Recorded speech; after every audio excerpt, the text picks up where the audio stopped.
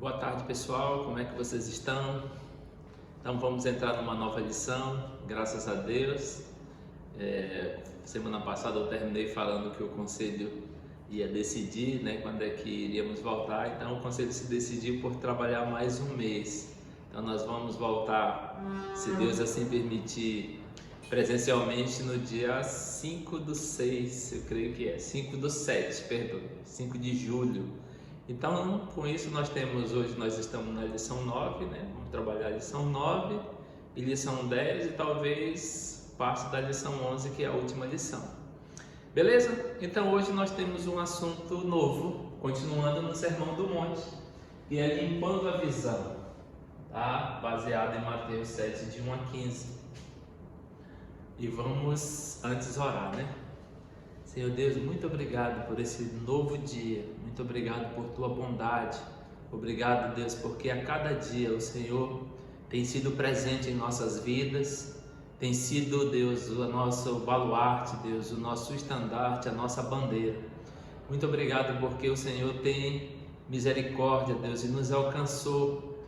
Te peço, Deus, pela aula de hoje, que não seja o conhecimento adquirido por mim, Deus, mas seja a Tua palavra, seja a Tua verdade, seja, Deus, o que Tu queres que entendamos, que possamos usufruir daquilo que o Senhor tem para nós hoje.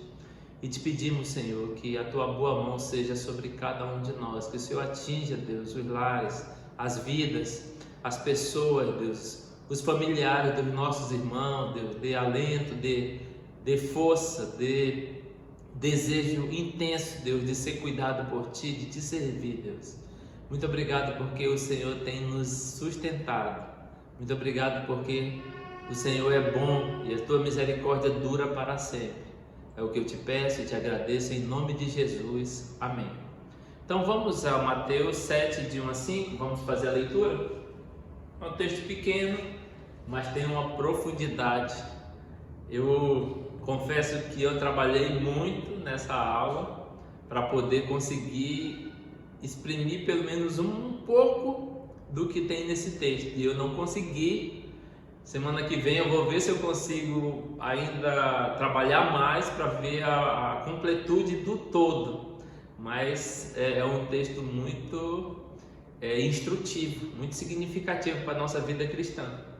Então, um texto pequeno, 5 versículos, que vamos ler.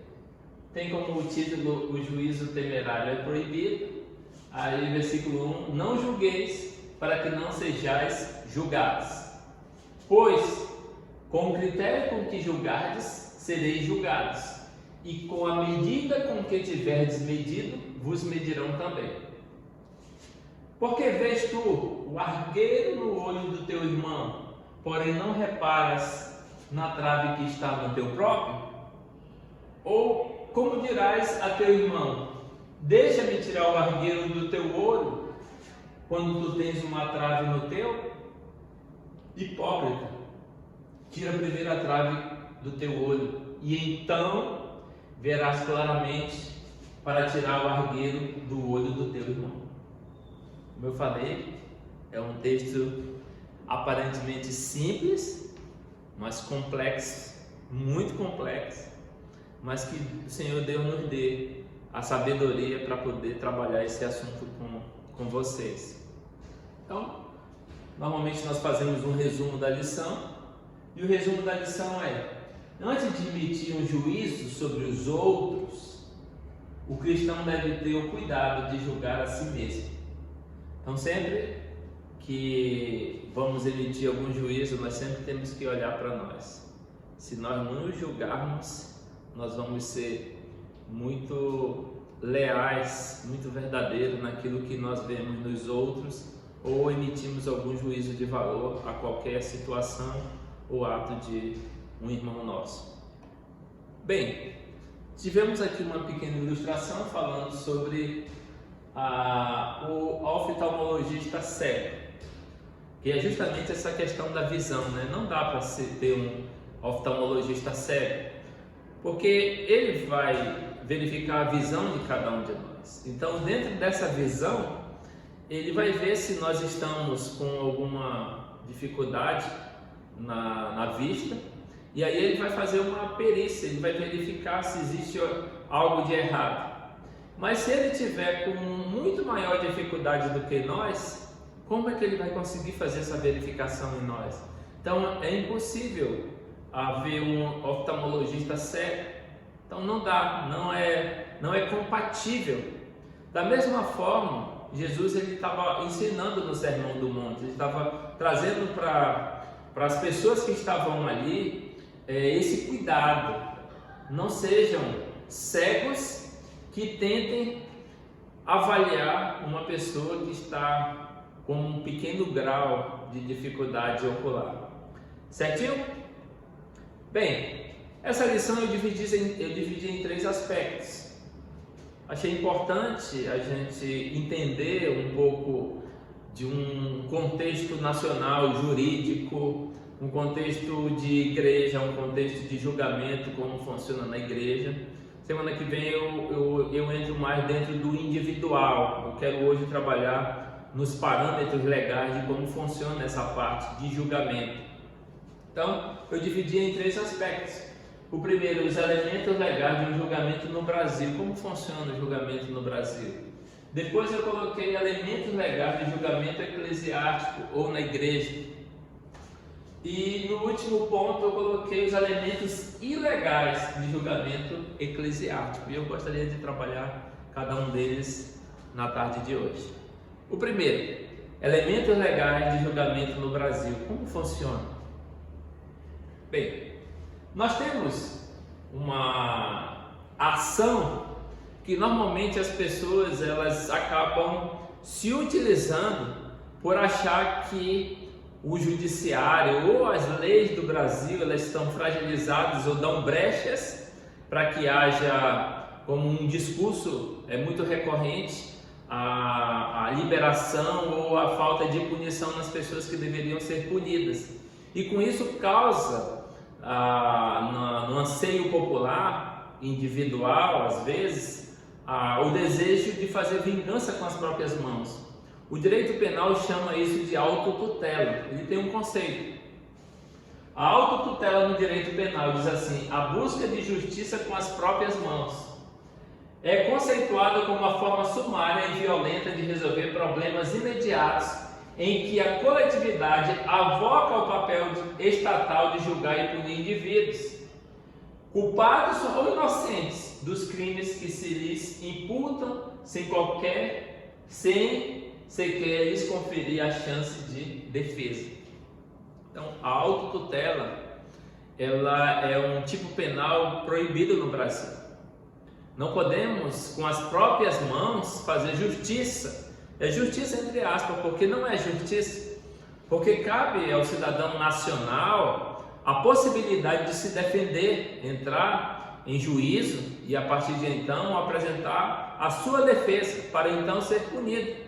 E a autotutela não dá esse direito. Nós temos essa imagem aqui de que pessoas utilizando da autotutela para fazer justiça com as próprias mãos. Outro dia eu falei um assunto bem semelhante sobre fazer justiça com as próprias mãos.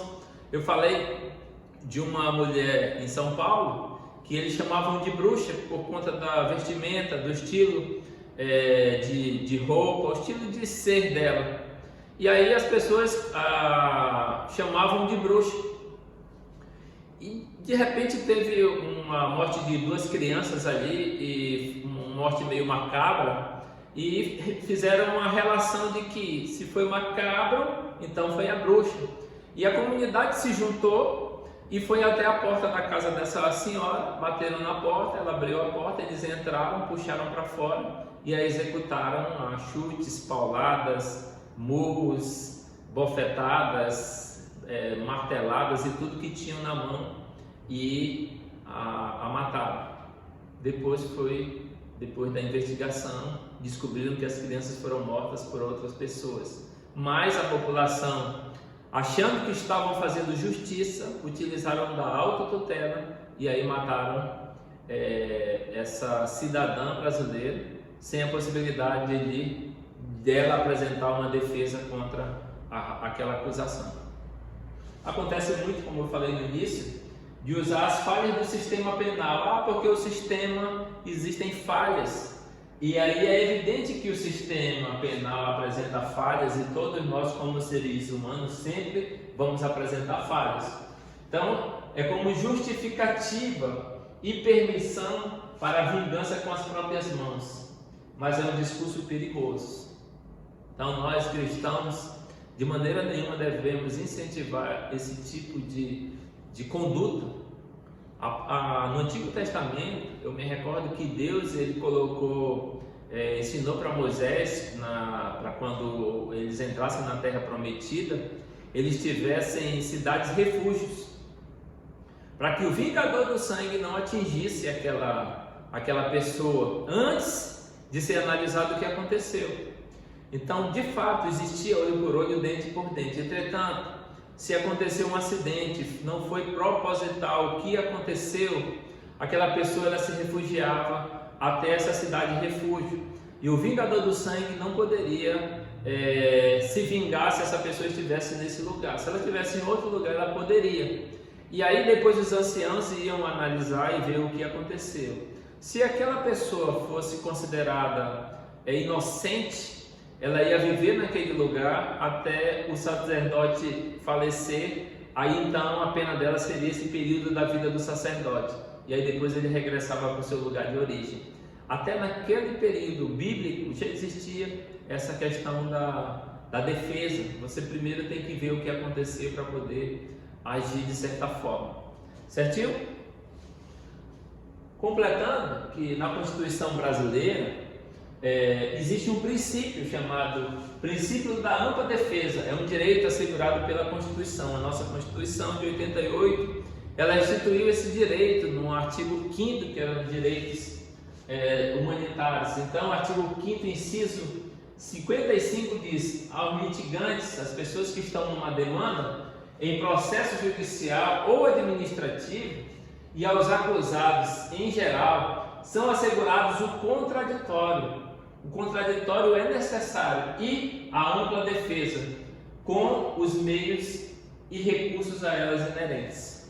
Então, todo cidadão brasileiro, todo cidadão nacional, independente do que o acuse, a nossa Constituição, a Constituição cidadã, ela coloca que é necessário haver o contraditório, é necessário haver a ampla defesa. Então, constitucionalmente no Brasil é assegurado a possibilidade das pessoas se defenderem diante de uma acusação de um ato.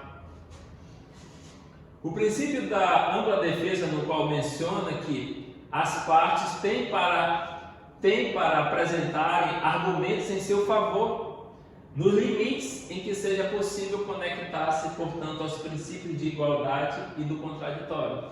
Fiz uma imagem ilustrativa em que aqui a figura de dois advogados, cada um com seus argumentos de defesa e ataque, e eles vão entrar nessa lide, e a partir dessa lide vai acontecer um julgamento, em que depois desse julgamento, depois de um juiz proferir esse julgamento, aí sim se diz culpado ou inocente. E é muito comum, já que a gente lê o nosso texto dizendo que julga o irmão, e esse julgamento normalmente ele vem inserido de 3 ações principais que o direito penal ele apresenta como delito e apresenta a pena. E eu vou ler aqui para vocês: calúnia, artigo 138 do Código Penal; difamação, artigo 139 do Código Penal; e injúria, artigo 140 do Código Penal. Então são 3 crimes contra a honra tipificados pelo nosso Código Penal.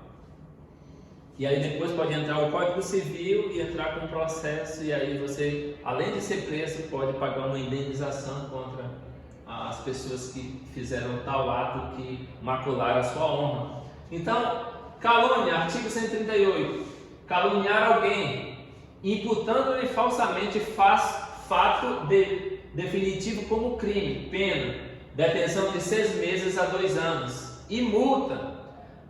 Parágrafo 1º, na mesma pena incorre quem, sabendo falsa imputação, a propala ou divulga. Opa! Parágrafo 2º, é punível a calúnia contra os mortos. Uma tipicidade penal em que muitas pessoas no Brasil elas acabam sendo enquadradas. Outra, difamação, artigo 139. Difamar alguém, imputando-lhe fato ofensivo à sua reputação. Pena, detenção de 3 meses a 1 ano e multa. Injúria, artigo 140 do Código Penal. Injuriar alguém, ofendendo-lhe a dignidade ou o decoro. Pena, detenção de 1 a 6 meses ou multa. Parágrafo 2º. Se a injúria consiste em violência ou vias de fato que, por sua natureza ou pelo meio empregado, se considerem aviltantes, pena de detenção de 3 meses a 1 ano e multa, além da pena correspondente à violência. Parágrafo 3º. Se a injúria consiste na utilização de elementos referentes à raça, cor, etnia, religião, origem ou a condição da pessoa idosa ou portadora de deficiência, pena reclusão de 3 anos e multa. Então, no Brasil, ofender a honra de uma pessoa, existem as penalidades. Imagine no reino dos céus. Estou trazendo um elemento da justiça brasileira, elemento constitucional, elemento nos seus códigos, no Código Penal aqui citado, e isso acaba sendo muito comum. Isso é apontar o cisco no olho do outro tendo uma trave no seu, né? Então a lei brasileira ela penaliza quem faz tal ato, mas vamos adiante. Então, quais são os elementos legais de um julgamento? Então, como seria um julgamento em que eu preciso apresentar a alguém uma queixa ou algo que aconteceu e não ficar por isso, porque se eu não posso difamar, caluniar, injuriar, então eu vou ficar calado? Não. O Brasil ele instituiu as leis para que as leis possam seguir o seu rito natural. E nós temos um rito natural. E para se estabelecer o rito natural, normalmente segue-se uma lei. Eu trouxe aqui um Vadimec. Esse aqui, meu orientador de leis, ele tem alguns, ele traz primeiramente a Constituição, e aí ele traz alguns códigos. Olha só o que ele tem aqui: Constituição, Código Civil, Código Comercial, Código de Processo Civil, Código Penal, Código de Processo Penal, Código Penal Militar, Código de Processo Penal Militar, Código Tributário Nacional, Código Eleitoral, Código de Defesa do Consumidor, Código de Trânsito Brasileiro, Código Florestal, Consolidação das Leis do Trabalho. Tem os estatutos: Estatuto do Índio, Estatuto do Estrangeiro, Estatuto dos Militares, Estatuto da Criança e do Adolescente, Estatuto da Cidade, Estatuto do Torcedor, Estatuto do Idoso, Estatuto do Desarmamento, Estatuto da Microempresa e da Empresa de Pequeno Porte, Estatuto de Igualdade Racial, Estatuto da Juventude, Estatuto da Metrópole, Estatuto da Pessoa com Deficiência, Estatuto da Primeira Infância, Estatuto Jurídico da Empresa Pública, da Sociedade de Economia Mista e das suas subsidiárias, Estatuto da Advocacia e da OAB. Aí tem algumas legislações: legislação complementar, administrativa, ambiental, civil, constitucional, empresarial, eleitoral, financeiro, penal, previdenciário, trabalho e tributário. E tem legislações internacionais, tem súmulas do STF e tem regimento interno do STF e STJ. Então, todo o ordenamento jurídico no Brasil, ele é baseado por lei dependendo da demanda que você vai pleitear. Por exemplo, se você tem uma causa eleitoral, então existe um código eleitoral em que aquela demanda, aquele litígio, aquela causa, ela vai ser baseada em cima daquelas leis para saber se quem está certo e quem está errado. Se for tributário, tributário; se for trabalhista, CLT, trabalhista, penal. Então, cada situação em que for apresentada vai ter um ordenamento jurídico que vai dar um direcionamento.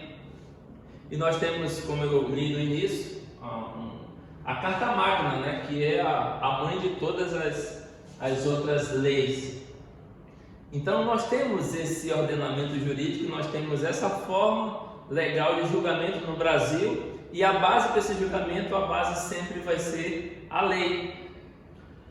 Normalmente se tem um autor, se tem um réu, o autor é a pessoa que entra com a ação, faz uma petição inicial da entrada na justiça, dependendo de qual área aqui jurídica.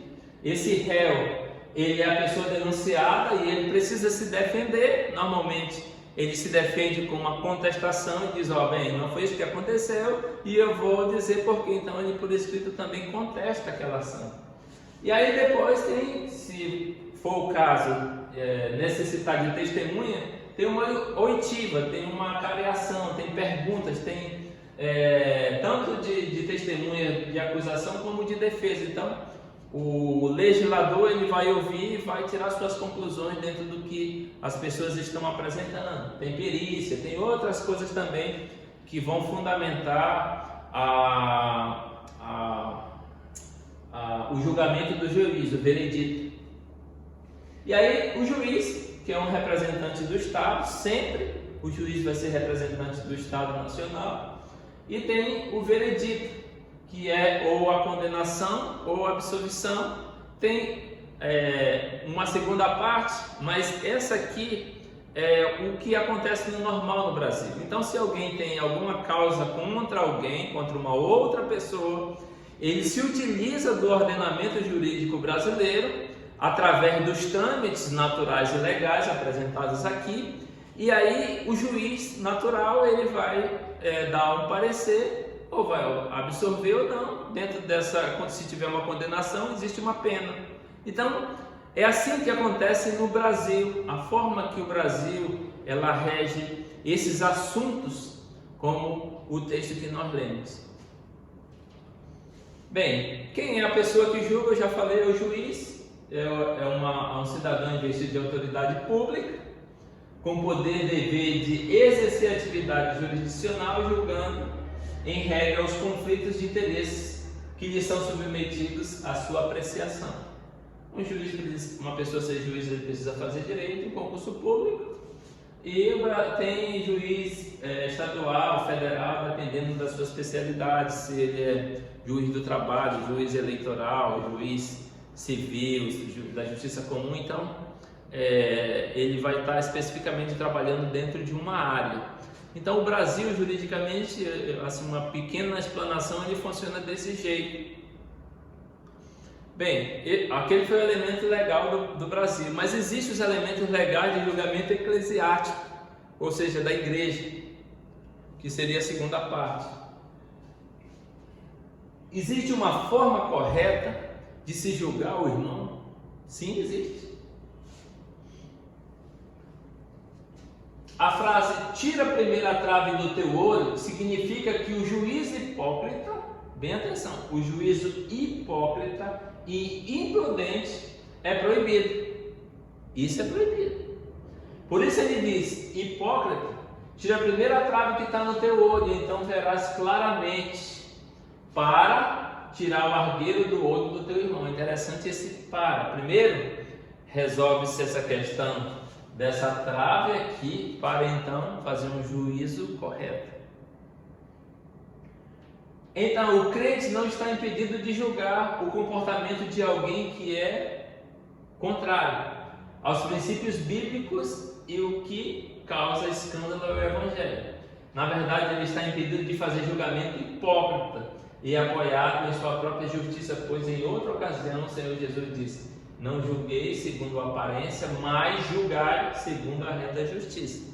Então o cristão, sim, ele pode julgar várias coisas, e ele tem, a Bíblia nos ensina que nós devemos julgar aquilo que é bom, aquilo que é mal. Então sempre nós estamos fazendo julgamento, mas a ideia do texto quando Jesus ele vem trabalhando, sempre ele vem trabalhando na questão de hipocrisia. E normalmente quando ele fala de hipocrisia, ele sempre está ligado aos fariseus. Os fariseus eles sempre estiveram dentro dessa conduta de faço o que eu digo, mas não faço o que eu faço. Então, para eles colocavam um peso muito grande na população, até porque eles eram líderes espirituais da nação. Mas eles mesmos não faziam. E aí, quando eles emitiam um juízo sobre algo, a situação era como mostra o texto que Jesus falou e a ilustração: uma trave no olho, e com essa trave ele queria olhar para outra pessoa que tinha apenas um cisco e emitir alguma coisa, como diz aqui: que negócio horrível é esse no seu olho, amigo? Então ele não conseguia se enxergar, ele apenas enxergava o outro. Esse tipo de julgamento é que Jesus está condenando. Então, aí nasce uma pergunta: a igreja, ela tem autoridade para julgar os litígios entre os irmãos? O que vocês acham? A igreja tem ou não tem? Sim, sempre teve. No Antigo Testamento, no Novo Testamento, na história da igreja e na atualidade. No Antigo Testamento, nós vemos a nomeação de juízes. Vocês lembram daquela história do Jetro, o sogro de Moisés? Que Moisés passava o dia todo julgando a nação, o dia todo, era cansativo para ele, era cansativo para as pessoas. E o Jetro de repente olhou, viu aquela situação e disse: isso não está legal. Aí foi conversar com Moisés: Moisés, você vai matar o povo e você vai se matar também. Você deveria sentar com as pessoas e fazerem lideranças, novos juízes, de 1000, líderes de 1000, líderes de 100, de 50, de 10, e aí eles iriam administrando, eles iam fazendo esses julgamentos, e os julgamentos muito difíceis vinham para você. Então você só pegava as causas difíceis, mas as causas normais, que existe uma lei que está instituída, é só chegar na lei, observar essa lei e aplicar, é muito mais fácil. Então no Antigo Testamento todo vem falando sobre isso. Eu lembro do julgamento de Salomão, aquelas duas prostitutas que tiveram filhos, uma teve no dia, outra 3 dias depois. E aí a que teve naquele dia antes dos 3, ela dormiu, as duas estavam dormindo e uma dormiu por cima da criança e a criança faleceu. E na madrugada ela trocou o filho dela morto, botou lá no berço daqui, o filho não estava morto, e pegou o filho vivo e ficou do lado dela. E aí trouxeram para Salomão julgar o caso. Salomão era rei. Interessante que naquele período os reis julgavam as causas. E aí Salomão sabiamente pediu uma espada e disse que ia dividir metade para cada um. O senso maternal de uma foi: olha, não, dê para ela porque eu não queria que meu filho morresse. E Salomão disse: ó, fique com essa aqui, essa é a mãe. Então eles também julgavam. Eu me lembro de Absalão, que dizia: se me dera a possibilidade de julgar as causas, aqui no reino não tem ninguém que julgue, mas se me desse a possibilidade de julgar, eu seria benevolente para os que procuram o meu Senhor. Então os reis julgavam. Nós temos o livro dos juízes, que vem trabalhando desde... Eu vejo Moisés como um juiz. Não é juiz, mas ele é um juiz porque ele julgava, ele administrava, foi o libertador, mas ele era também juiz. Josué foi o libertador, foi o conquistador, mas também ele julgou. Aí depois de Josué vem Otoniel, que foi o considerado o primeiro juiz, e aí vem outros, termina em Sansão, que para mim não termina em Sansão, termina em Samuel, que foi o último juiz até entregar o reino para Saul. Então a Bíblia sempre vem mostrando as pessoas de liderança fazendo julgamentos no Antigo Testamento todinho, e inclusive coloca as obrigações do juiz para ele ser justo, não perverter o direito, e ele vai colocando várias coisas. Então o Antigo Testamento está cheio da palavra de Deus, que tem como base o Pentateuco, para que eles julgassem as causas. No Novo Testamento tem vários atos de julgamento que os líderes da igreja, a liderança, sempre julgavam. Nós temos um primeiro caso, que é a controvérsia sobre a circuncisão. Lá em Atos capítulo 15, Paulo estava pregando sobre a graça e de repente um grupo de judeus estavam falando sobre a graça e sobre a circuncisão. E aí e eles começaram a fazer confusão, circuncisão, guarda do sábado. E aí as pessoas que estavam recebendo o evangelho começaram a ficar confusas. E o Paulo, para não entrar em briga frontal contra eles, não, nós temos uma liderança, vamos até lá e aí vamos ver o parecer deles. E eles foram favoráveis, não, a salvação é somente pela graça e nada mais. E aí foi emitido um parecer e foi levado até essas pessoas, aos lugares onde as pessoas estavam, e dizendo: olha, a causa é essa e a resposta é essa aqui. Então foi um julgamento da igreja. Lá estavam Tiago, Pedro, João e as pessoas que exerciam liderança na igreja.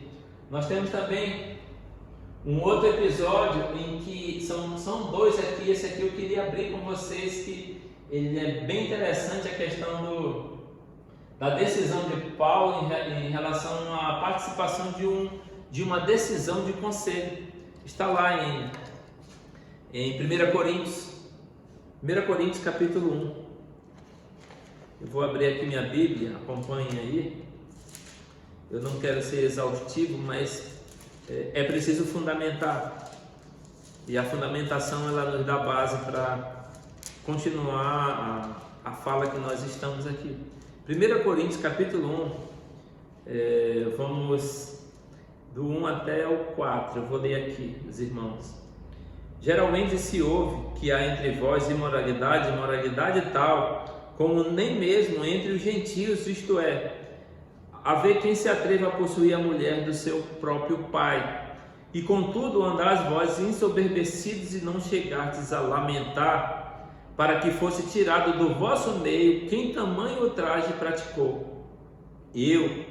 Olha só o julgamento dele, ele faz parte de um conselho, na verdade, ainda que ausente em pessoa, mas presente em espírito, já sentenciei, como se estivesse presente, que o autor de tal infâmia seja, em nome de Jesus reunido vós e o meu espírito, com o poder de Jesus nosso Senhor.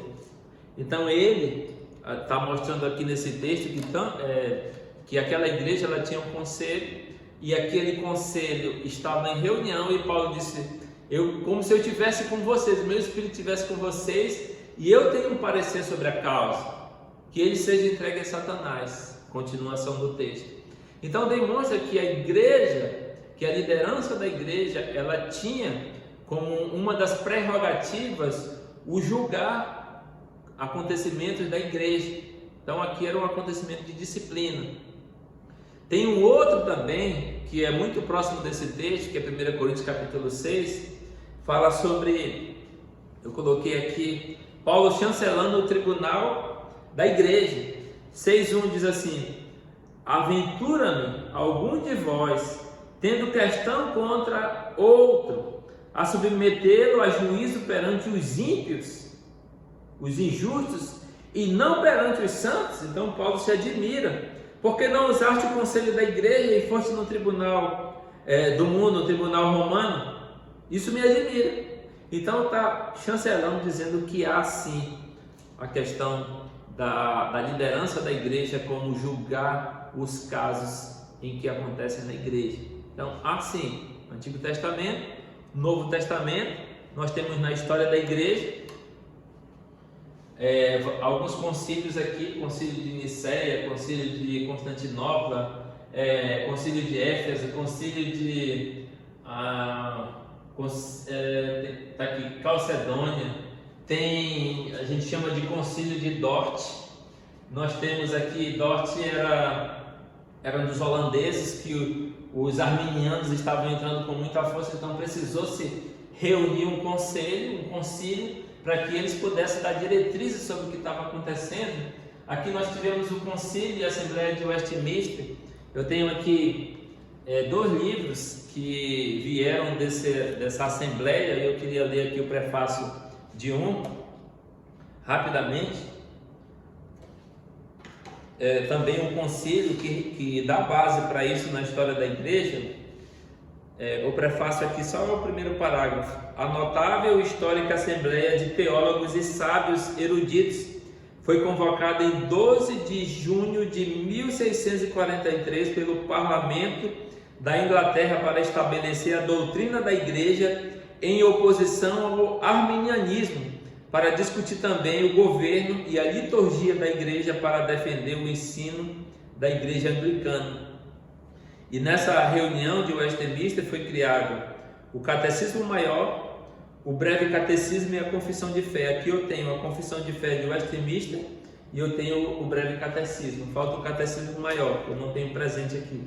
Então a Igreja, ela sempre parou para avaliar o que está acontecendo e se alguém ou alguém pessoalmente, ou se a coletividade está indo para um caminho difuso contrário às leis da palavra de Deus, abre-se um concílio e nesse concílio decide-se alguns pontos para que esses pontos que foram estabelecidos como doutrina a igreja seguir, para não desviar do caminho.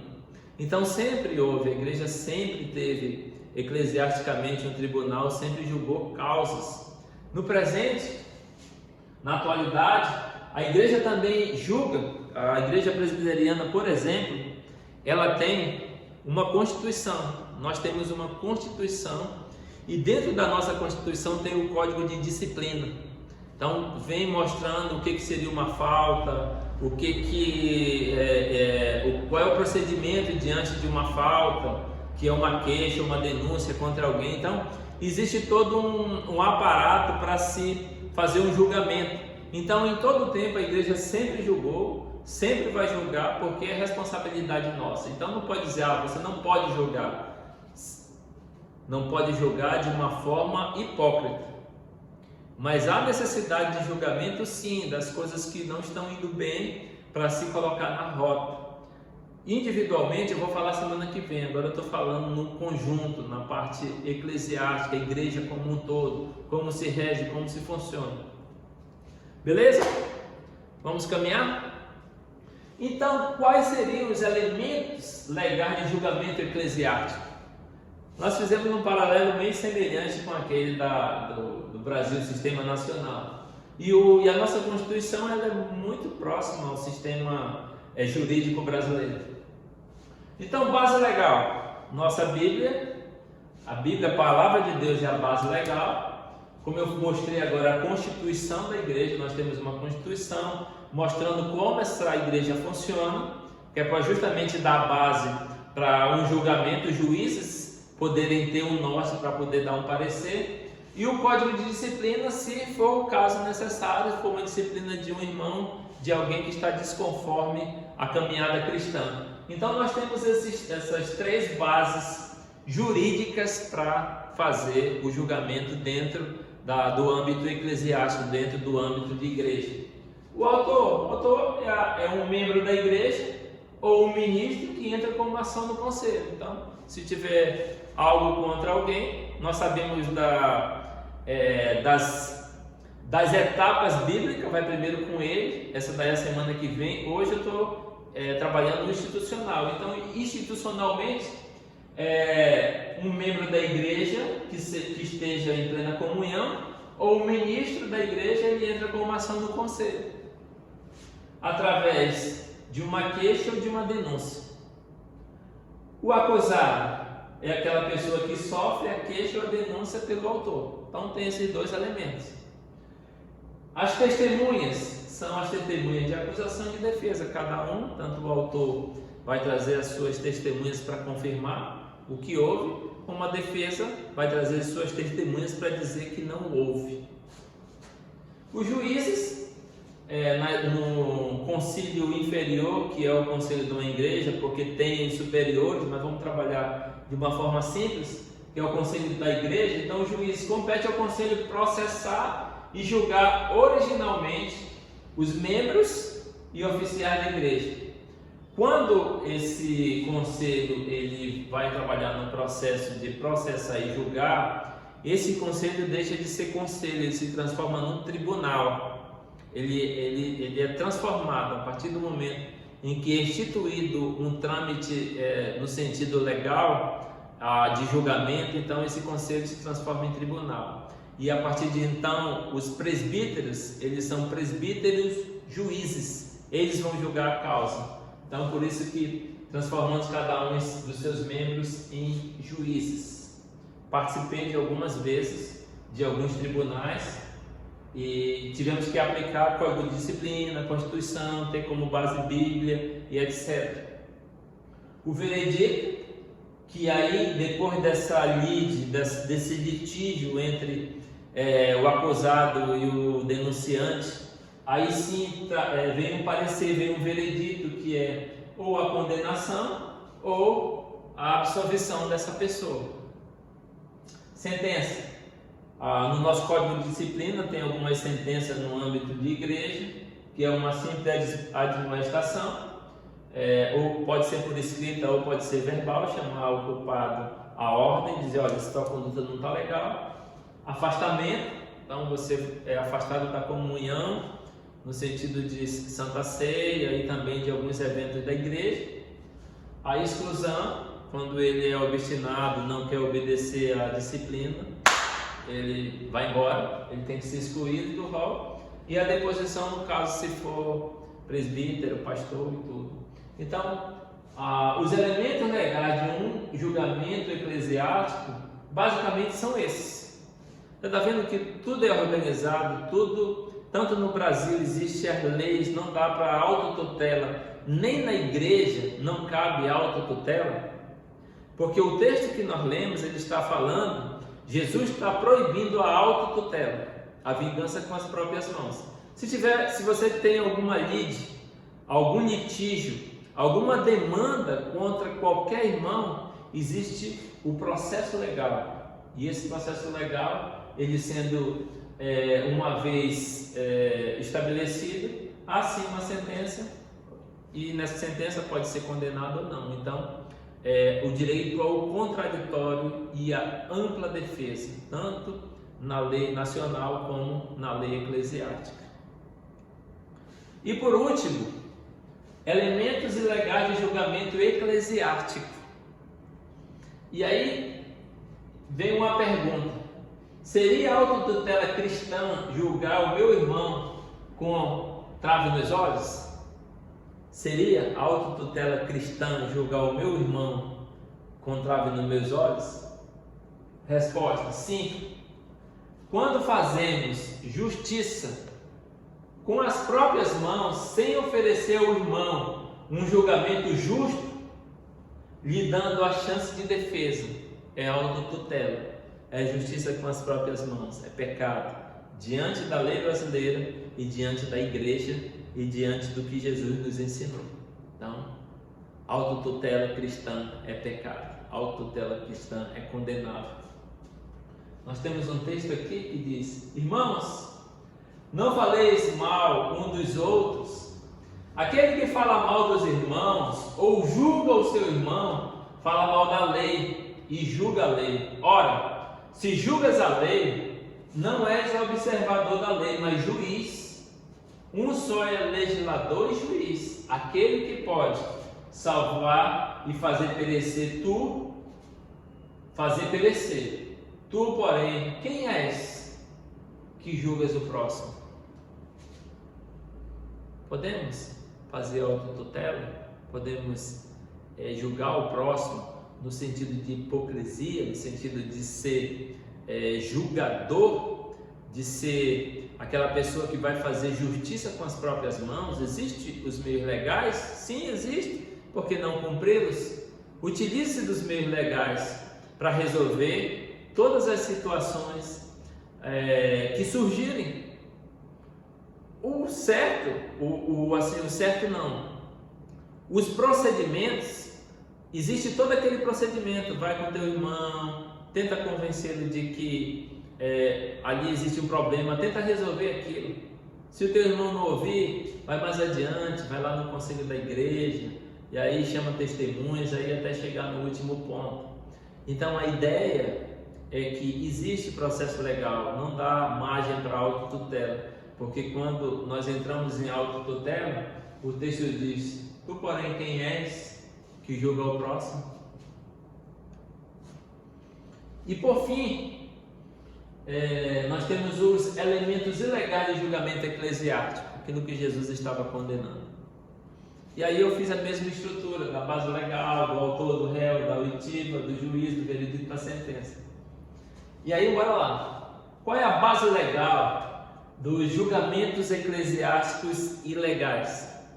Bem, base legal, fake news, informações de terceiro, mentiras, politicagem, puxada de tapete, fofoca e verdade mal conduzida. Como nós vimos, no ordenamento jurídico brasileiro, nós temos a Constituição e os códigos penais, eleitorais e os seus códigos.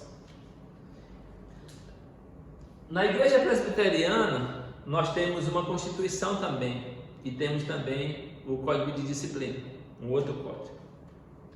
Durante a Igreja, durante o período da Igreja, foi instituído algumas constituições ou alguns direcionamentos para que a gente não entrasse nas heresias. Aqui foi construído para evitar heresias. E nós temos a nossa Constituição maior, que é a Bíblia Sagrada. Então, nós temos bases jurídicas para fazer o julgamento de algo. E o julgamento ilegal, olha qual é a base: fake news, informações de terceiros, mentiras, politicagem, puxada de tapete, fofocas e verdade mal conduzida. É uma verdade, mas a forma truculenta, a forma desastrosa de conduzir acaba se trazendo um grande problema. Então, base legal. Autor. Normalmente, o autor não confirma o fato. Ele joga e deixa acontecer. Normalmente, esse autor não confirma. No ordenamento legal, ele entra com uma petição inicial. Ele faz uma organização de documento e diz por que ele está denunciando. Então, eu estou denunciando fulano por conta disso. Ele faz um respaldo legal para poder dar entrada para os juízes fazerem o julgamento. Aqui não, ele não confirma o fato, ele já dá um passo atrás. Ou ele é politiqueiro, então ele joga uma informação ali, mas a real intenção é fazer política dentro da igreja. Isso acontece muito, em todas as igrejas acontece. Tanto, a gente pensa que isso só acontece lá no Congresso Nacional. Não, acontece também na igreja, a politicagem, a querer levar vantagem, querer tomar lá da cá. Então, às vezes, se coloca fake news porque tem um objetivo de politicagem. Autor, tem uma intenção de prejudicar, que é ainda pior, né? Politicagem é tomar lá da cá, mas a intenção é prejudicar mesmo, é tirar aquela pessoa do cenário, está se destacando muito, vamos tirar ele de cena. Ou de forma velada, né? O autor, ninguém sabe que ele é o cabeça. A todo mundo fazendo, ele jogou a situação, ele deu um passo atrás, ninguém sabe. Você quer saber quem é o cabeça, quem foi que trouxe aquilo, ninguém sabe. E aí ele trabalha de forma velada. Esse autor, ele é velado, ninguém sabe. A liderança, poxa, quem é que está espalhando notícias falsas aqui? Aí, não, é o fulano, é o ciclano. Não, mas não pode ser o fulano, eu já chamei ele. Não é ele, quem é? Trabalha de forma velada, escondidinho, ninguém sabe quem é. Deus sabe. E dando base para essa verdade mal conduzida, é aquela pessoa que é precipitada dentro de uma ação, né? Ele vai totalmente estabanado, ele acaba sendo verdade aquilo que ele acusou, de fato confere-se aquilo, mas a forma que ele vai tratar é uma forma totalmente desproporcional ao ordenamento jurídico da igreja. O réu é a pessoa difamada, é aquela denunciada pelo autor. Se é verdade ou não sei que foi difamado. Fulano fez isso e fica como verdade, e depois não dá mais para voltar atrás e nem saber de onde veio isso e como se defender. aí é complicado. A oitiva das testemunhas, ninguém se compromete ou assume. Rapaz, eu não sei, foi o fulano que disse. Eu ouvi falar, estão dizendo por aí. Rapaz, o pessoal falou um negócio aí, ninguém aparece para dizer, você viu? Você confirma? Você sustenta o que você está falando? Não, eu ouvi falar. Não, me disseram. Então, sem base de denúncia, sem confirmação de ação, como testemunha não confirma nada, como autor ninguém sabe quem é, e as coisas vão acontecendo, a forma ilegal de julgar as pessoas. O juiz é o próprio autor, porque à medida que ele difama, que ele apresenta notícias falsas, à medida que ele repassa a informação de terceiros, que ele mente, que ele usa de politicagem, que ele puxa o tapete, que ele fofoca, esse autor ele já está condenando, né? Ele se torna o juiz, ele tanto profere uma sentença, como utiliza as pessoas que estão com ele, que nós chamamos de partícipes. Os partícipes também fazem parte, são também juízes, né? Então, quem te constitui o juiz? Então, quem difama acaba trazendo má fama àquela pessoa, acaba julgando, condenando, sem dar a possibilidade da pessoa se defender. Isso é a forma ilegal de trabalhar na igreja. Isso é inaceitável, mas isso acontece, infelizmente acontece. Mas nós estamos ensinando a forma correta para não se cometer esse tipo de ação. O veredito já é condenação, né? Uma vez que já difamou, ninguém provou nada ao contrário, e uma vez condenado, não tem como se defender. Eu sempre advogo que o agravo que uma pessoa fez contra a outra, pelos mesmos meios que ela utilizou para fazer isso, ela deveria fazer a sua retratação. Então, se ela falou naquele grupo ali de 10 pessoas, ela vai lá no grupo de 10 e retrata. Se ela falou em um outro momento, no grande grupo, em um canal, no Facebook, no WhatsApp, no grupo da igreja, aonde for, utilize o canal, o mesmo canal para se retratar.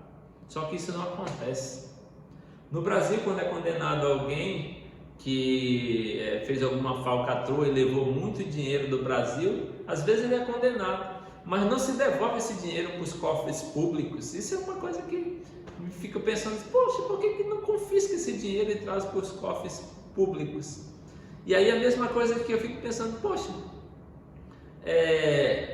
passou informação que não era, difamou, fez e aconteceu, por que não utiliza o mesmo canal para dizer que aquilo foi mentira, né? Para se retratar, dizer, não, isso não, eu realmente me precipitei, eu realmente pequei contra o irmão, eu menti, eu usei fala de terceiros, eu fui, sei lá, a forma que aconteceu com a pessoa, vai lá e diz o que aconteceu, né? Mas acaba ficando calado e acaba, o fulano fez, ninguém sabe, e acaba até a pessoa que foi prejudicada sendo mais prejudicada, porque chega por aí e diz, não, o fulano que disse isso, o fulano que denunciou, e ele que é o culpado, porque o irmão ele deve seguir aqueles passos bíblicos, né? Ele já seguiu, só que ninguém sabe.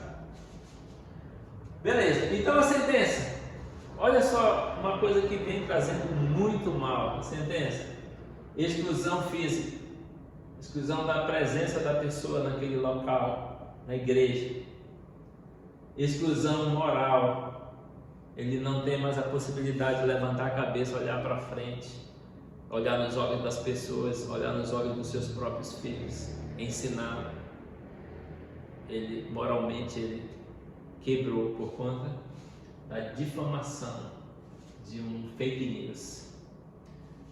Ele também recebe exclusão espiritual. Ele não consegue, ele se prejudica com isso, ele não consegue viver a plenitude da espiritualidade. Alguns sim conseguem, mas a maioria há um choque tão grande que a pessoa fica meio baratinado, que até o espiritual acaba se prejudicando.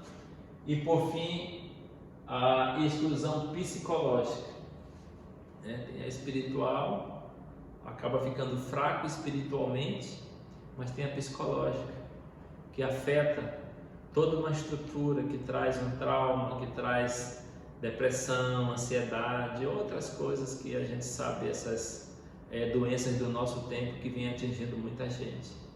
Então, Jesus, ele utilizou outras palavras e eu tentei trazer para o meio jurídico essa ideia do que acontece. Existem os meios legais, sim, mas as pessoas, elas buscam os meios ilegais para resolver uma lide, resolver um litígio, resolver alguma coisa que aos olhos não está claro, não está bom. Beleza, não está legal. Vias legais, resolve-se o problema. Não difama ninguém, não prejudica a vida de ninguém, não traz prejuízo para ninguém. E se de fato for constatado que há um erro, a condenação segue o barco. E aí nós temos aqui peguei aqui uma estatística que diz que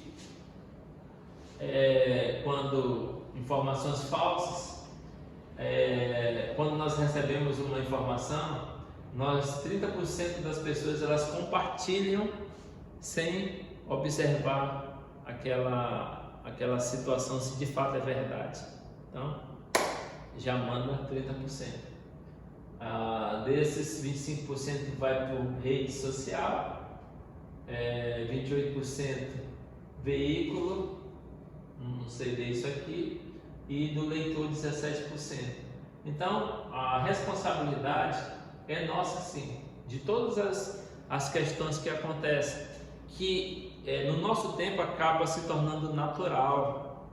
Fake news é natural, informações de terceiros sem constatação é natural, mentiras acaba sendo natural.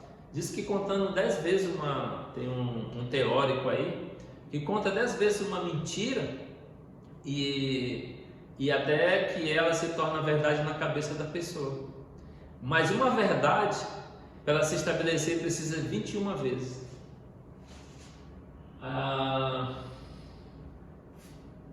Puxada de tapete, politicagem, puxada de tapete, fofoca, verdades mal conduzidas. Mas a Bíblia ela fala de algumas situações. Jesus mesmo ele vai ensinando que nós não devemos ser ilegais. Diz assim, olha o que Jesus fala lá em Mateus 5:22, nós já estudamos. Eu, porém, vos digo que todo aquele que sem motivo se irá contra o seu irmão estará sujeito a julgamento. E quem proferir um insulto a seu irmão estará sujeito a julgamento do tribunal. E quem lhe chamar tolo estará sujeito ao inferno de fogo. E eu queria fechar essa aula que você abrisse em Gálatas, no capítulo 6. Gálatas 6. Gálatas capítulo 6 ele nos ensina um princípio da semeadura. O apóstolo Paulo ele utiliza esse princípio porque ele é um princípio natural. Sempre que fazemos, vai acontecer conosco da mesma forma que nós fizemos. Então o texto diz assim, 6, eu vou ler os 7 e 8. Gálatas capítulo 6, versículos 7 e 8 diz assim: não vos enganeis, de Deus não se zomba, pois aquilo que o homem semear, isso também ceifará. Porque o que semeia para a sua própria carne, da carne colherá corrupção, mas o que semeia para o Espírito, do Espírito colherá a vida eterna. Quais as ações nós, como servos de Deus, vamos utilizar? Ações ilegais ou ações legais?